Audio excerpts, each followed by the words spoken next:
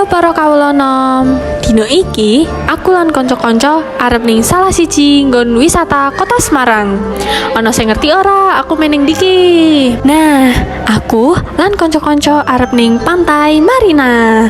Iki dheweke mangkat ngentekke wektu setengah jam lan jarake iku sekitar 18 km. Nah, sakwise tekan menyang pintu masuk, dheweke kudu bayar tiket 10.000.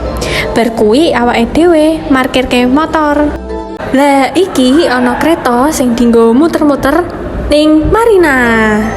Saiki awake dhewe arep delok kewan-kewan sing ana ing Pantai Marina. Lah iki ana Manda, Beril, Andika, Chandra, aku, lan Lira. Ning kene yo akeh rusa-rusa sing dirawat ing Pantai Marina. Nah iki Andika lagi tuku pakan rusa sing regane 2.000. Banjur awake dhewe ngeki pakan rusa-rusa sing ana ning kene.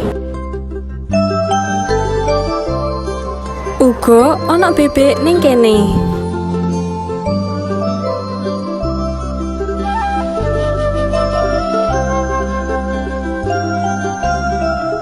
Nah, uga ana keluarga sing lagi rekreasi ning kene.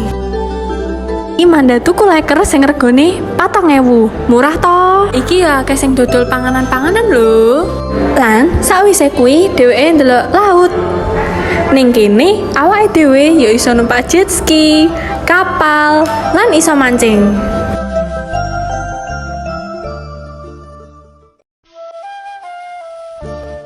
Ning kene yo akeh watu-watuan sing iso digawe lungguh-lungguhan karo ndelok laut.